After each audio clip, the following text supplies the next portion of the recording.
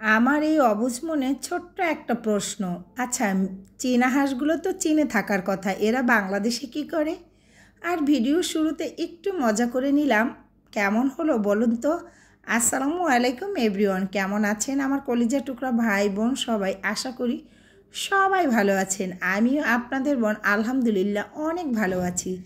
চলে আসলাম যে ছোট্ট একটা মিনি ব্লগ নিয়ে। আশা করি ভিডিও দেখা শুরুতে একটা লাইক দিয়ে ভিডিওটা দেখা শুরু করবেন। চলে আসলাম নিত্য নতুনের খাবারের, যা প্রতিদিনই করি রান্না বান্না।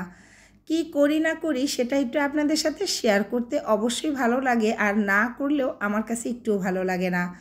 রান্না বসায় দিয়েছিলাম ইঞ্জেকশনে, দেখে কারেন্ট চলে গেছে। আর এই 2 দিন যাবৎ সকালে কারেন্ট যায় আর আসে 3টা বাজে 2টা বাজে এমন একটা সময়।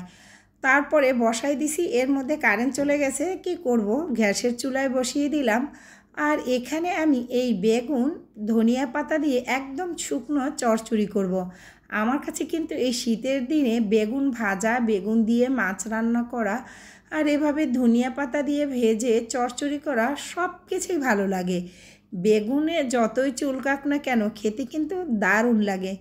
কিছু মানুষের কথায় যদি চুলকায়, তারপর দেখবেন ওই মানুষগুলোর কথাগুলো ভালো লাগে। ঠিক তেমনি বেগুন, চিংড়ি মাছ, ইলিশ মাছ যতই চুলকাক না কেন, এদের ব্যবহারগুলো তারপরও ভালো লাগে, মানে খেতে সুস্বাদু লাগে। কি বলেন আপনারা? আর এই দিকে আমি আর একটা মজার খাবার করেছি, কি দেখেন, ধনিয়া পাতা তেঁতুল দিয়ে ভর্তা বানিয়েছি।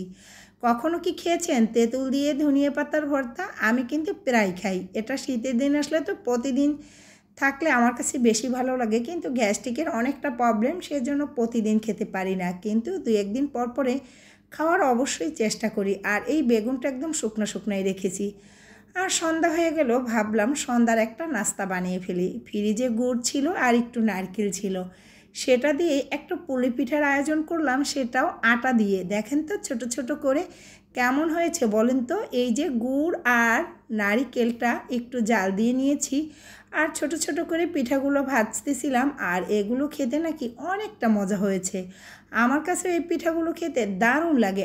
আর কাঁটা চামচ দিয়ে একটু ডিজাইন করে নিলাম। কেমন হয়েছে দেখতে বলুন তো?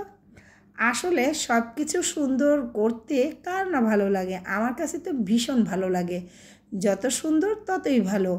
এটা গতকালকে সন্ধ্যায় করেছিলাম, সেটা আপনাদের সাথে শেয়ার করেছি। আর আমি একটা বাটির মুখ দিয়ে ছোট ছোট করে কেটে নিয়েছি। আর পিঠাগুলো আমি আবার কিছু রেখেও দিয়েছি ফ্রিজে ফ্রোজেন করার জন্য। সন্ধ্যায় খাবারের জন্য কয়টা ভেজে নিয়েছি, আর বাকি পিঠাগুলো ফ্রিজে রেখে দিয়েছি। কারণ এক এক সময় ওরা যেহেতু নাস্তা খেতে চায়, আমি ফ্রিজ থেকে বের করে জানি অতি সহজেই ওদেরকে নাস্তা বানিয়ে দিতে পারি। কারণ ডিপে রাখলে কিছুক্ষণের মানে 5 মিনিটও রাখা লাগে না, 5 মিনিট রাখার পরে যদি এটা আপনি ভেজে দেন, তাহলেই কিন্তু সুস্বাদু পিঠা হয়ে গেল, একদম রেডি কুক। যাই হোক, এই দেখতে পাচ্ছেন পিঠার লাস্ট লুক। আমার কাছে তো বেশ ভালো লাগতেছে, আপনাদের কাছে কেমন লাগতেছে? আর এই পুলি পিঠা খেতে পছন্দ করে না এমন কোনো মানুষ হয়তো বা নেই। আমার কাছে অনেক ভালো লাগে। চালের আটা দিয়ে যেটা করে সেটা তো আরও মজা হয়, আরও সুস্বাদু হয়। এটা হচ্ছে সহজ, আর বিকালের নাস্তা হিসেবে এটা কিন্তু খারাপ নয়। ভিতরে যেহেতু খেজুরের গুড় আর নারিকেল দেওয়া আছে, সব খাবারই হয়েছে একদম মুখরোচক খাবার।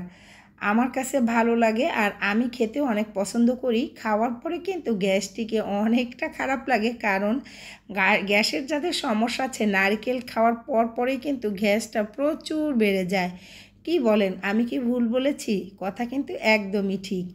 আর এইদিকে একটু বাইরে গিয়েছিলাম আজকে সকাল সকাল, দেখছি রাস্তার পাশে হাঁস, মুরগি, কবুতর যে যা পারছে সব কিছু বিক্রি করছে। দেখে তো ভীষণ ভালো লাগলো।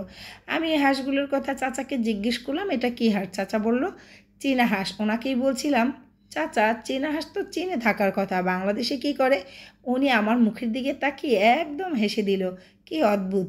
আর আমার এদিকে রাস্তার কাজ করছে, বুঝতে পারছেন?